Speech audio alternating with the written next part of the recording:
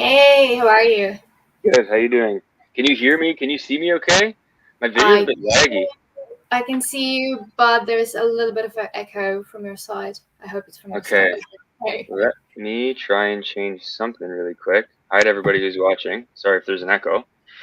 Um, one, two, three. Yeah, it's better. I knew it. It's these earbuds. What can I say? But good morning or good afternoon.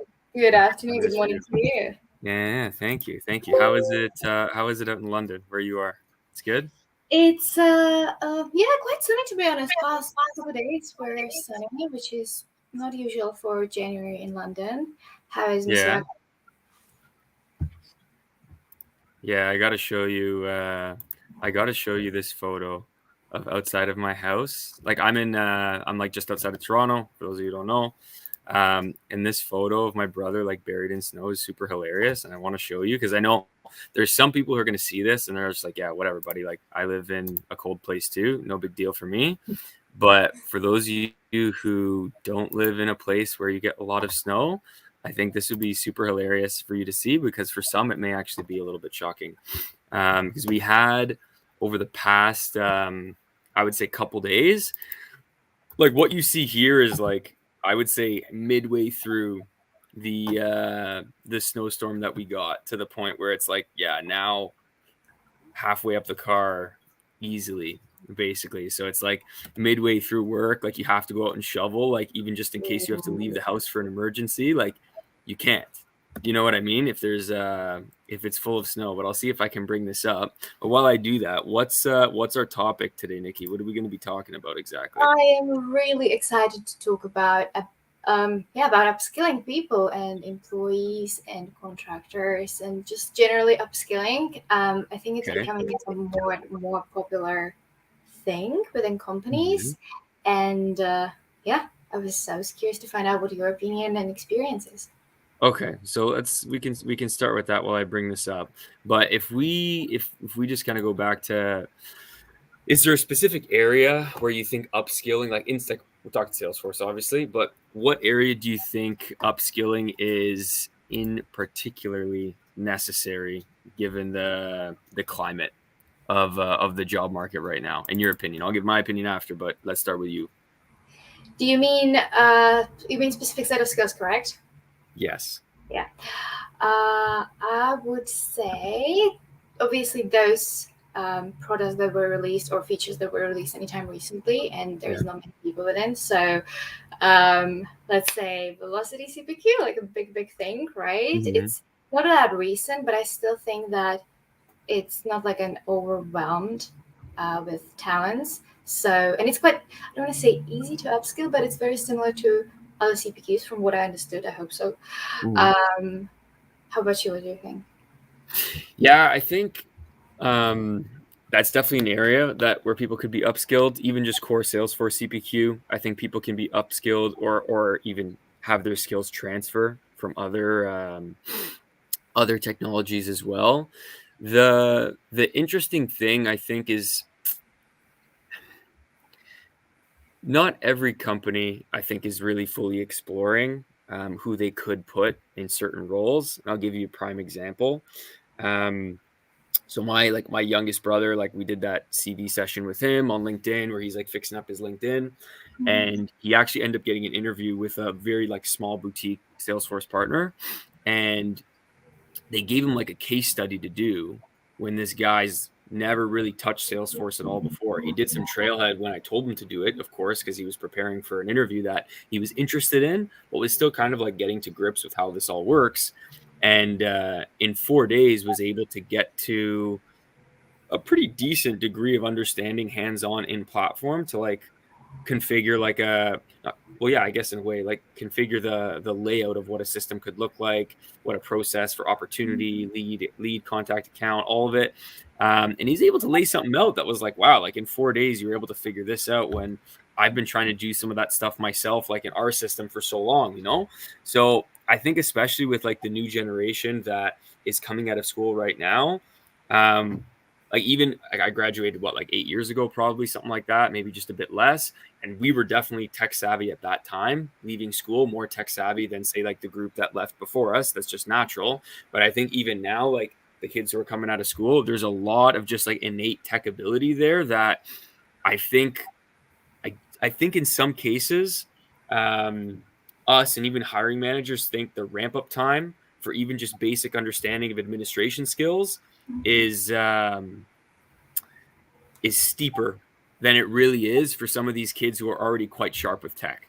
You know what I mean? So I think there's an opportunity there when it comes to upskilling. Like if you really did want to look at a market that doesn't necessarily have a lot of work experience, you can get these kids coming out of school upskilled pretty quickly, whether you give them training directly, whether you have them go through trails on Trailhead.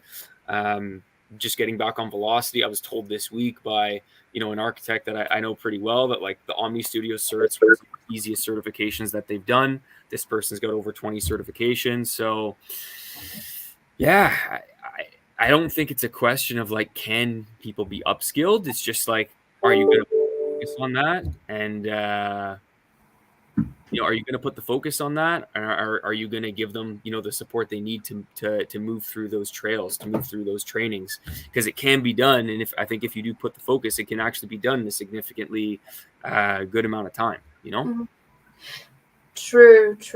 Do you think when it comes to current employees already like within the companies, when we would be speaking about upskilling those, is it like worth it if it's Yes. in I don't even just yes, like no specific cases, anything. I can give you one for sure. Because like here's the thing, right? Especially it depends. Like actually no, I don't think it depends. Because like you'll have companies that they'll have system administrators that start with admin. They'll have system administrators from a different system. Okay. And these people may have been working with the system for a very long time. And yeah, sure, it might take them a bit of time to learn Salesforce, but Salesforce, especially from that level, isn't incredibly complex, especially at face value. So if they know the business that well and they've been in the company a long time, and yeah, sure, maybe they've been working with the old system, that's literally the perfect person to just upskill, train, and definitely like you want to look at giving them a raise. They're working on a new technology. If you don't do that, you're probably just going to end up losing them as soon as they change their title. But you're definitely looking at a much better value because the person knows your business so well, right? If you have developers on one technology and you're bringing in Salesforce, ask some of those developers if they'd be interested in learning Salesforce. I'm not a coder myself, but from what I hear, Apex is not the most difficult language to learn in comparison to some other languages, especially if you come from something like Java. So you may be able to get some Salesforce developers out of the pool of developers that you already have, developers who know your business, have relationships in your business. It's definitely a smarter way. Even if you pay the same amount of money, giving them a raise as you would if you were to hire someone new, you get someone who doesn't have to ramp up on the business logic behind everything that you're doing because they understand your system well enough because they've been there. And that's, I think, a hard part, or a part that more companies struggle with is, oh, man, we have to find someone new. They have to learn the way our business works. Like we do hear that a lot, sometimes even more so than the tech. Even if you look at like at the architect level, that's somewhere where it could be a bit different to pull someone directly from another technology, depending on the industry. Sometimes you really do need someone who understands Salesforce to some degree. But if you have a tech lead who's ready to take that on and they've known your business for a long enough time, it may actually be better to consider them first and upskill them into architecture before you start looking elsewhere and try to find someone who's going to be just as expensive, if not more. Probably more, to be honest, because you're poaching. So that's the way it works. But they're also going to have to upskill on the business too. And I'm not saying those people aren't capable of doing that. Just sometimes you can work with what you have. Sometimes. You touched bases on the cost a little bit. So would you say upskilling your current employees is less costly than actually like bringing new talents? Because technically you still have to invest to the person, and then I was just going to say, yeah, it shouldn't be. In my opinion, it shouldn't be. I think a lot of companies probably look at it that way, though, because they think, oh, the person's already here. We can give them a little bump. They already work at the company. Maybe they're not going to push back and negotiate that much. They don't have they may feel they don't have as much leverage because maybe the candidates really feel that they don't. They're learning a new skill. They don't have that skill. How can I demand so much more money if there's still going to be this learning curve for me? But the way you should look at it, if you're the employee, is remember, even if somebody comes in with those skills, unless that person has also worked at this company that you work at now for the same amount of time as you, understanding the way that the business works, there is still an edge that you're going to have in some ways over that new person that they would bring in, paying X amount more money. So I would say that it is what it is. If you upskill somebody and you don't give them an adequate pay rise, you're going to lose them, because as soon as they get those skills, if they have felt that they were underpaid since the beginning, they will 100% get poached, because the ecosystem needs more talent anyway. So if you're just going to try and lowball your own employees and upskill them, like, we look for that. As headhunters, like, I'm not even joking with you, that the market for talent is so short. If I hear stuff like that, that's like the perfect person for me to have a conversation with, because there's going to be so many other options that we can talk about that maybe not just monetarily are going to be beneficial, but definitely we should be able to beat the situation that you're in, especially if you've been lowballed, right? So keep that in mind. If you're going to be upskilling your employees, really do the math, talk to them, find out what makes sense to them. And of course, what makes sense for you as a company too. You don't want to go out of business, but I don't think you will, given what the market's asking for and the value that you're going to get from putting someone in those positions who knows your business that well, you know? And that was more like, I would say, perm oriented, right? When we would be speaking about a contract job, let's say you just can't find a contractor with a specific set of skills. When would like a hiring manager or project lead consider then bringing on someone who's still lacking the set of skills they need, and upskilling them, knowing like how costly it is? And are those their cases? This is a super good question, and we're dealing with that now, actually. So we talked last week about some roles that we were recruiting on for Salesforce Industries, as an example, right? If best case scenario, we have a business analyst, a consultant who collects requirements, creates user stories, who's worked in that prof services environment. Yes, cool. But in a best case scenario, they have experience with Velocity's or Salesforce Industries communications cloud platform. Okay, best case scenario. However, we've had good rapport with the people who are doing the hiring. We've been able to tell them what's in the market. They also know the market too. I'm not taking anything away from what they know, because they do know quite a bit already, which helps a lot in cases like this. And we're happy to speak to somebody who, say, has good, strong, like, core Salesforce knowledge, but has experience on either Salesforce CPQ or Apttus CPQ projects. In addition, who wants to learn the Velocity program. Now, this person is probably going to have to get certified on, like, maybe the Omni Studio Consultant, which, like I said, is probably one of the easiest exams out there at the moment, before they actually start the project. But that's an opportunity to upskill too. As a recruitment partner, by the way, if we were to recruit you for this position, we would cover the cost of that certification.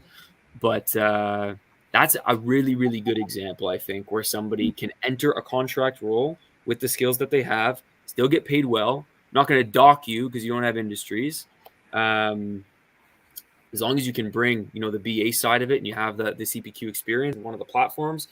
I've seen this before. Like, I've literally seen it where somebody's been able to ramp up quickly within, a couple of months, and even essentially move, like, take on more responsibility from a BA position to more of like a SOLAR perspective, specifically for industries. So that's case example of when that's worked. All right. Do you then say that it would both help with the retention, like on the contracting bits, that they would actually like last either on the same project, or perhaps they would like to, even upskill themselves more after they finish the assignment that they were initially on? Like, you mean, would it entice a contractor to potentially stay longer on a contract if they're getting upskilled. To some degree, yes, 100%. I think it depends on the contractor too, because some, like when people go contract, a big incentive is obviously money. Like I'm not gonna try and hide that and make it like, oh, you know, company with great culture, great learning opportunities, the only thing that they're gonna care about if we're paying you horribly, right? So there's definitely, for most contractors, not all, but most, there has to be a bit of a balance, right? No one's gonna training could be, we had this conversation yesterday actually as well, with someone who's solid at what they do, but it just, we couldn't make it make sense when it came to rate. We were super transparent on both sides, but we were both at great conversation.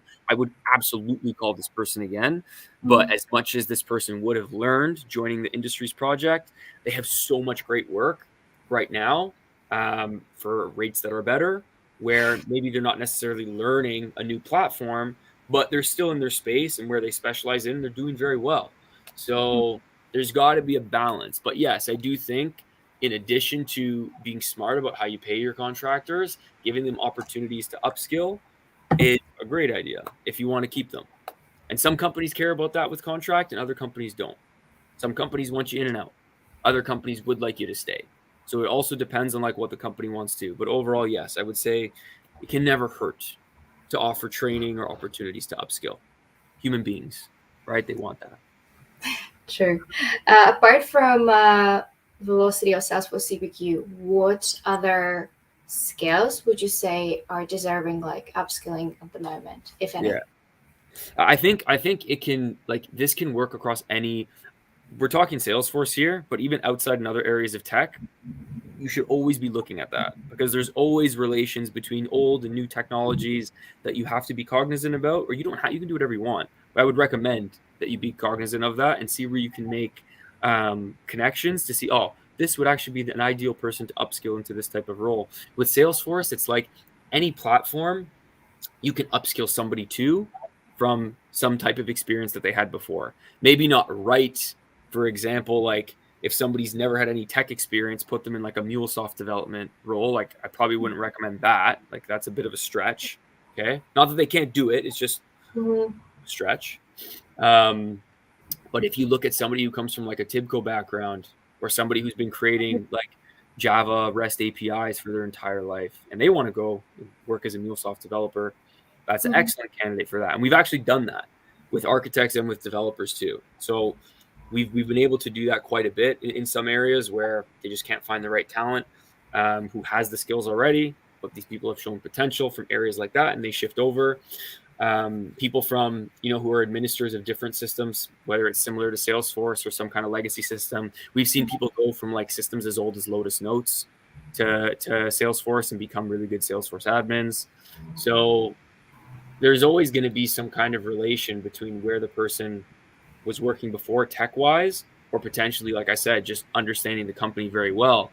I've seen people, just again scrolling through LinkedIn profiles, or CVs, you see people go from like sales operations or marketing operations, sometimes into Salesforce consulting, or marketing cloud consulting, or sometimes even vice versa. It doesn't have to just go one way. But even some people who work in sales, I've seen go into admin type roles or Salesforce consulting type roles. So the trend, like, there's so many areas to transition. So I think as a candidate, if you don't know or you don't know where to start, ask people more senior than you, or ask people like us who see the market from a high level and give you some advice. And if you're a hiring manager, I'm sure you have a pretty good oversight of who works at your company.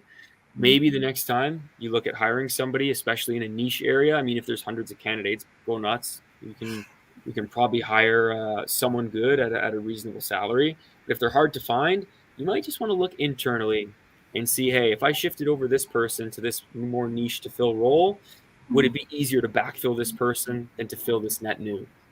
And I think the more you do that, the more you're just gonna have more success finding the positions that are harder to fill right now. You may not end up in this bidding war. You're always gonna have to pay pretty well with Salesforce, but you don't always have to end up in a bidding war with other companies. That is fact. So depends on how you play it.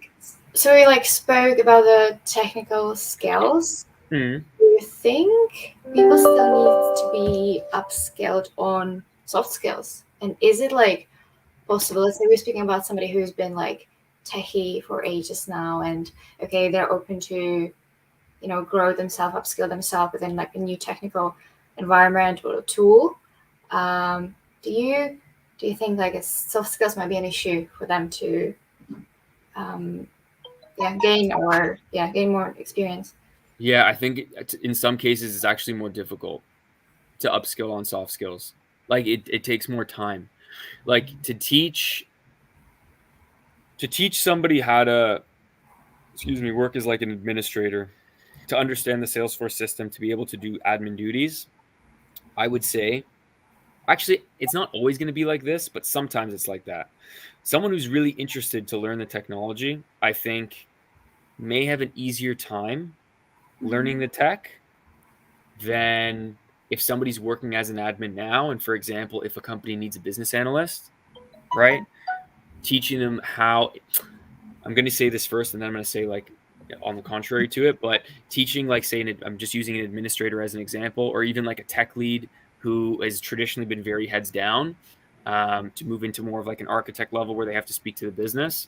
Somebody who's able to collect requirements effectively, push back on the business, question why they're asking what they're asking for without like, you know, getting them all upset essentially, and creating a bit of conflict. Giving those recommendations, creating user stories that like the developers can actionably work on. From a BA perspective, I've seen a lot of admins struggle with that. And I've seen a lot of admins who want that type of role struggle to show they have the potential in an interview to do that.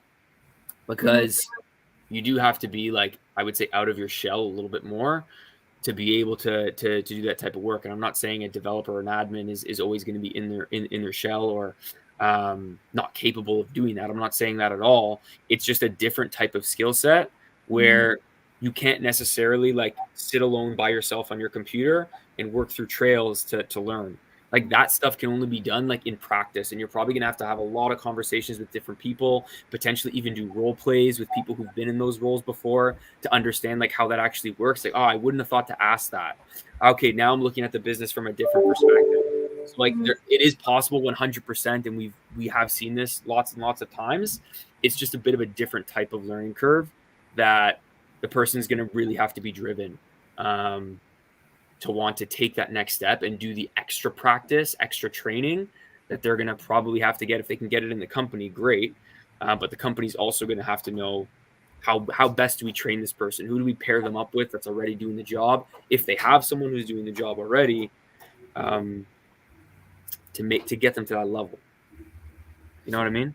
Yeah. What would be the advice to people who then struggle on the soft skills? Because obviously you said like it takes a lot of practice, and some of them might just not have the opportunity to Yeah. focus it. Number one, you have to want to be in a role like that. If you really just want to sit down with the computer and do your thing in the computer, and you're doing this maybe because like you just, oh, it sounds like it's like a good idea for me, maybe I can make some more money, like don't do it for that reason, because you may not like it. Like, well, it's not that you shouldn't try things and get outside of your shell, but if you already know like I love this and I really don't like doing that, but I'm going to try and do it just specifically for the money, I would not recommend doing this. But if you're like, hey, I don't get enough interaction with people, I want to improve my soft skills, I want to get out of my shell, I want to like, you know I don't want to limit myself, like I want to challenge myself. If you're in that headspace, then 100% I would say pursue it. And the best way to do this is going to be connecting with people who do that job already. We talk a lot about LinkedIn branding, building a personal brand, getting people to like have genuine interest in you just from looking at your profile, so that it's easier to start conversations. In times like this is a perfect time to leverage that and reach out to people in whatever way you want, whether it's a message, a personal video, a voice note, and just tell them why you're interested in connecting with them, what kind of help you need. Not everyone's going to be up for being your mentor, but I guarantee you, at least in this world of Salesforce and this ecosystem that everybody works in, 9 times out of 10, if you're genuinely asking for some help, someone's going to be able to give that to you. And if you can eventually get on a phone call with someone who's willing to do some kind of role play with you, that would be the best possible training before you even start to interview for those roles. So you can put yourself in the shoes of someone who's doing the job. You know, that's what I would do. If I was in that position, that's what I would do. I'm pretty sure it would work. Yeah, no, definitely great advice, just to push yourself out there and get as much help as possible. Cool. I think anything else that you want to discuss around upskilling? I really like this topic because I think more companies need to think about it. But if not, I got to show you how soon it was here. Go for it. Really quick. Hold on a second. Okay, look at this snow, guys. I show you this snow. Crazy. I don't know if you guys can see. Can you see the screen or no? I can. I hope everybody else can. That's actually insane. This is like mid storm.